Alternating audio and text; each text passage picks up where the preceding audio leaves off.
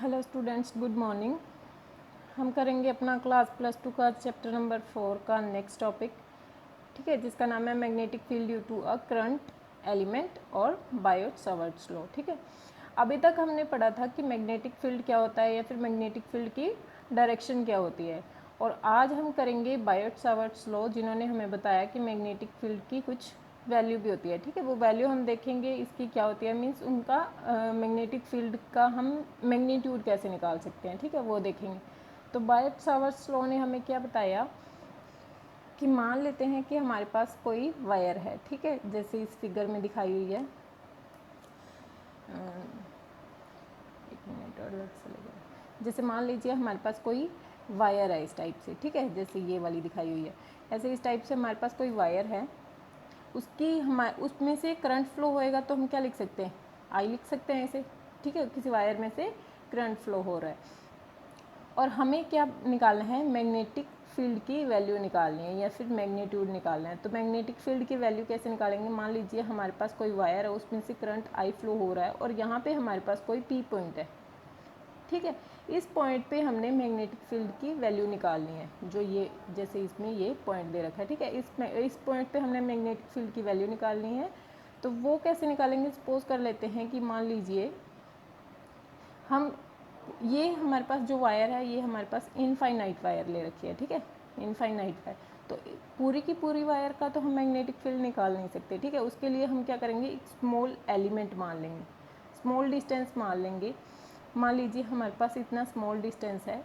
ठीक है, इस डिस्टेंस को हम डी एल लिख सकते हैं, क्योंकि स्मॉल डिस्टेंस है तो हम डी एल लिखेंगे। अगर लार्ज डिस्टेंस हमारे पास रहता तो हम इसे एल बोल सकते थे, लेकिन अब हमने छोटा सा कोई शॉर्ट डिस्टेंस लिया तो हम इसे डी एल लिखेंगे। ठीक है, जब हम इसे डी एल लिखेंगे तो मैग्नेटिक फील्ड की वैल्यू निकालने के लिए हम मैग्नेटिक फील्ड का हमें पता है नोटेशन, हम बी से लिखते हैं।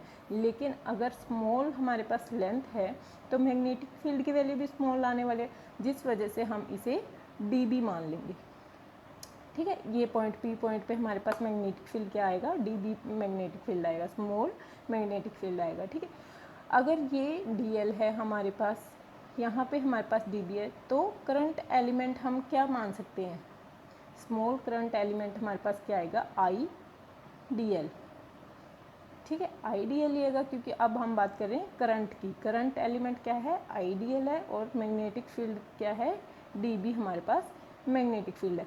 अब देखते हैं लॉ के अकॉर्डिंग बायोट-सावर्ट्स लॉ ने हमें बताया क्या है। ठीक है, बायोट-सावर्ट्स लॉ ने हमें बताया कि जो मैग्नेटिक फील्ड होएगा डी बी, वो क्या होएगा, डायरेक्टली प्रोपोर्शनल किसके होएगा, करंट एलिमेंट की, आई डी एल की।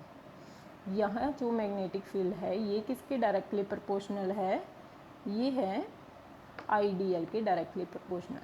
ठीक है, सेकेंड बात उन्होंने क्या बताई, जो मैग्नेटिक फील्ड है वो किसके प्रोपोर्शनल है, साइन थीटा के। साइन थीटा अब क्या है, यहाँ से लेके ये जो हमारे पास डिस्टेंस है, इन दोनों के बीच का जो एंगल है वो क्या है, थीटा एंगल है। मैग्नेटिक फील्ड के और करंट एलिमेंट के बीच का जो डिस्टेंस है, वहाँ से जो थीटा जो एंगल बनेगा वो क्या होएगा, थीटा एंगल होगा। ठीक है, उन्होंने एक तो बताया कि मैग्नेटिक फील्ड जो है डायरेक्टली प्रोपोर्शनल किसके है, करंट एलिमेंट के। दूसरा क्या बोला कि साइन थीटा का। थर्ड उन्होंने क्या बोला कि मैग्नेटिक फील्ड जो है डायरेक्टली प्रोपोर्शनल है 1/r स्क्वेयर की। अब r क्या था इसमें, r है हमारे पास ये वाला डिस्टेंस, इस डिस्टेंस के स्क्वेयर के इन्वर्सली प्रोपोर्शनल है क्या है, मैग्नेटिक फील्ड। ठीक है, ये तीन उन्होंने हमें बताए, और इन तीनों को हम क्या करेंगे, अब कंबाइन करके देख लेते हैं। कंबाइन करके हमारे पास जो वैल्यू आएगी वो आएगी डी बी। कंबाइन करके क्या था, एक तो डायरेक्टली प्रोपोर्शनल था करंट एलिमेंट के, दूसरा किसके, साइन थीटा के, और थर्ड क्या था, स्क्वेयर ऑफ आर के इक्वल। ठीक है, यहाँ पे भी हम देख सकते हैं। लेकिन हमने एक बात और नोट करनी है कि इस टाइम पे जो हमारे पास वैल्यू है डी एल भी, देखो डी एल की भी डायरेक्शन होती है और आर की भी डायरेक्शन होती है। ठीक है, ये दोनों हमारे पास क्या है, वेक्टर क्वांटिटी है। लेकिन अभी के लिए हम इस इक्वेशन के लिए इन्हें क्या मान रहे हैं, वेक्टर क्वांटिटी ये नहीं मान रहे। ठीक है, ये हमारे पास ओनली मैग्नीट्यूड लेके, ये हमारे पास आर जो है ये ओनली अभी तक मैग्नीट्यूड है। ठीक है, अभी हमने इसे वेक्टर क्वांटिटी नहीं माना। जब तक हम इसे वेक्टर क्वांटिटी नहीं मानेंगे, अभी हमारे पास क्या है, आर स्क्वायर है, ठीक है, ये मैग्नीट्यूड है। अब देख लेते हैं कि इसमें लिखा क्या हुआ है, ठीक है। यहाँ से हम देख लेते हैं, consider an infinitesimal element dl of the conductor. Infinitesimal क्यों बोला है, क्योंकि हमारे पास जो लाइन है ये अभी इनफाइनाइट लाइन ले रखी है, ठीक है।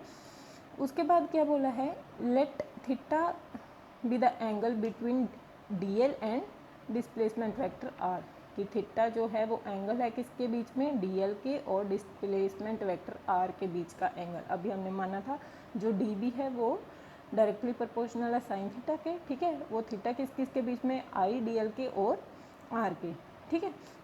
और यहाँ पे एक और चीज़ नोट करते हैं, according to Biot Savart law the magnitude of magnetic field is proportional to the current I और एलिमेंट डी एल। अभी हमने बात की ना कि अभी हमने वेक्टर क्वांटिटी नहीं लेनी, ओनली मैग्नीट्यूड की बात कर रहे हैं, जिस वजह से यहाँ पे स्पेशल मेंशन क्या है, the magnitude of magnetic field. जो मैग्नीट्यूड है मैग्नेटिक फील्ड का वो किस किस के डायरेक्टली प्रोपोर्शनल है, आई और डी एल, मीन्स हमारे करंट एलिमेंट की, ठीक है। तो यहाँ से हमारे पास जो इक्वेशन आई थी मैग्नीट्यूड की, अभी तक हमने वेक्टर क्वांटिटी नहीं माना था, वो क्या आई है, दोबारा से लिख लेते हैं, D B directly proportional to I D L sine theta upon में आर स्क्वेयर, यही इक्वेशन आई है। लेकिन ये क्या है, अभी हमारे पास वेक्टर क्वांटिटी नहीं है नॉर्मल। अब बात कर लेते हैं हम, जब हम डायरेक्टली का प्रोपोर्शनल का साइन हटाएंगे तो हमारे पास क्या होगा, जब डायरेक्टली प्रोपोर्शनल का साइन हटा के हम इसकी जगह के लिख सकते हैं, ठीक है। वो हमारे पास क्या आएगा, प्रोपोर्शनैलिटी कांस्टेंट होएगा। डी बी हमारे पास क्या है, इक्वल टू के I D L sine theta upon में आर स्क्वेयर। तो इस प्रोपोर्शनैलिटी कांस्टेंट के की वैल्यू क्या है, वो है हमारे पास म्यू नोट अपॉन में 4 पाई, ठीक है। इस प्रोपोर्शनैलिटी कांस्टेंट की यहाँ पे देखो, where mu naught is upon 4 pi is constant of proportionality, ठीक है। प्रोपोर्शनैलिटी कांस्टेंट की हमने वैल्यू लिया म्यू नोट अपॉन में 4 पाई। इस वैल्यू को हम यहाँ पे पुट कर देंगे, ठीक है। जब यहाँ पे पुट करेंगे तो हमारे पास क्या आएगा d B equal to directly d B equal to mu naught, d B equal to mu naught upon में 4 pi I D L sine theta upon में आर स्क्वेयर। ये है हमारे पास, अभी वेक्टर क्वांटिटी की बात हमने नहीं की। लेकिन इसके बाद हम बात कर लेते हैं thus in a vector notation, जैसे कि यहाँ पे दिया हुआ है, ठीक है। अभी तक ये वेक्टर क्वांटिटी नहीं थी, लेकिन जब हम इसे वेक्टर क्वांटिटी की नोटेशन में बोलेंगे तो हम क्या लिखेंगे, तब हम लिख सकते हैं, इसके ऊपर हम वेक्टर लगा सकते हैं, ठीक है। और ये हमारे पास अभी तक क्या थी, मैग्नीट्यूड था, वेक्टर नहीं है, लेकिन हम इसे वेक्टर क्वांटिटी बनाना चाहते हैं तो एक तो हम यहाँ पे वेक्टर लगाएंगे, दूसरा हम डीएल पे वेक्टर लगाएंगे, ठीक है। जब हम इसे वेक्टर क्वांटिटी बोलेंगे तो साथ में हम क्या लिखते हैं, एक यूनिट वेक्टर भी लिखते हैं। यूनिट वेक्टर हमें पता है ना, आर के ऊपर जो होती है कैप लगाएंगे तो वो क्या होएगा, यूनिट वेक्टर होएगा। किसी भी वैल्यू को जब हम वेक्टर की नोटेशन में लिखते हैं तो उसके साथ क्या लगता है, आर कैप लगाएंगे, ठीक है। तो आर कैप लगाने के बाद जो हमारे पास वैल्यू आएगी वो क्या आएगी, यहाँ पे अलग से लिखते हैं, D B equal to mu naught upon में 4 pi I D L sine theta और आर कैप अपॉन में आर स्क्वेयर। बात याद रखनी है, ये अभी तक हमारे पास सिर्फ मैग्नीट्यूड है, ये वेक्टर क्वांटिटी है, ये भी वेक्टर क्वांटिटी है जब हमने आर कैप लगाया, लेकिन आर स्क्वेयर अभी तक हमारे पास मैग्नीट्यूड ही है। लेकिन जब हम आर कैप लगाएंगे तो ये आर कैप की वैल्यू जो होती है वो होती तो 1 है, लेकिन हम इसे कैसे लिख सकते हैं, आर अपॉन में आर का मैग्नीट्यूड, ऐसे लिखते हैं। ये हमारे पास आर कैप की वैल्यू होती है जो होती है 1 के कर।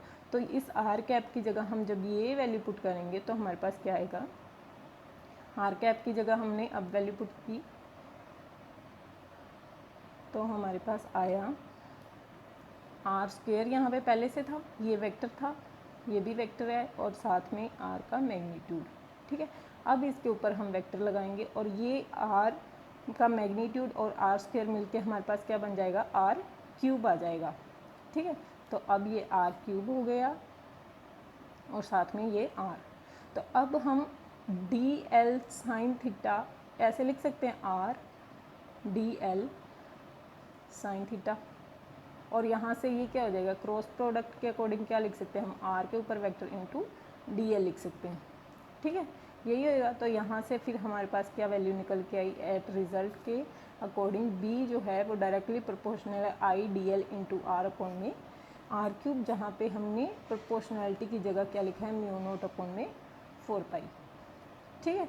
इस तरह से हम क्या कर सकते हैं, बायोट-सावर्ट्स लॉ ने हमें जो है वैल्यू बताई है मैग्नेटिक फील्ड की, मैग्नेटिक फील्ड निकालने की, ठीक है, क्योंकि डायरेक्शन तो हमने पहले पढ़ ली थी। अब उन्होंने क्या बताया कि हम वैल्यू कैसे निकाल सकते हैं मैग्नेटिक फील्ड की। यहाँ पे देखो, the magnetic field magnitude of the field is dB equal to mu naught 4 pi I dl sin theta upon में r स्क्वायर। यहाँ पे म्यू नोट की वैल्यू क्या होती है, वो 10⁻⁻⁷, ठीक है। ये हमारा म्यू नोट हमारे पास क्या होता है, परमिएबिलिटी।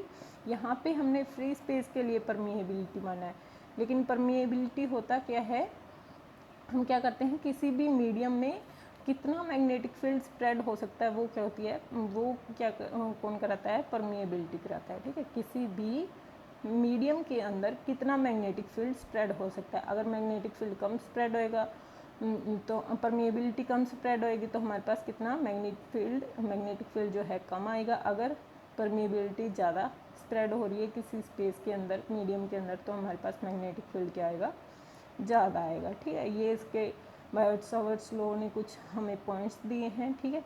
इस पॉइंट्स के अकॉर्डिंग क्या है, आर जो है, जो हमारे पास मैग्नेटिक फील्ड है वो डायरेक्टली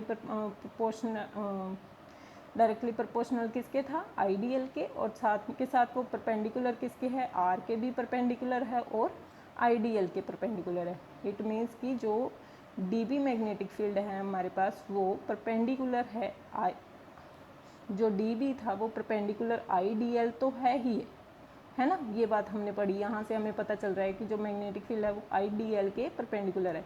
लेकिन यहाँ पे बायोट-सावर्ट्स लॉ ने हमें एक बात और बताई है कि मैग्नेटिक फील्ड जो है वो आर के भी परपेंडिकुलर है। आईडीएल के तो था ही, लेकिन आर के भी परपेंडिकुलर है।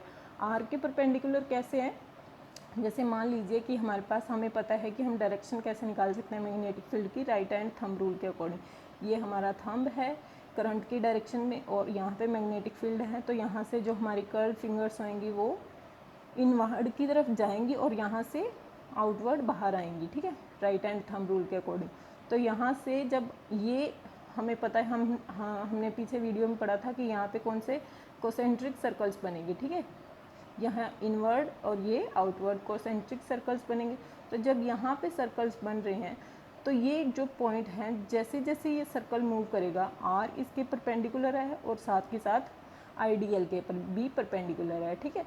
तो इस वजह से बोला है कि मैग्नेटिक फील्ड जो है आईडीएल के परपेंडिकुलर भी है और आर के परपेंडिकुलर भी है, ठीक है। तो ये हमारे 3-4 पॉइंट है जो आपने रीड कर लेने हैं।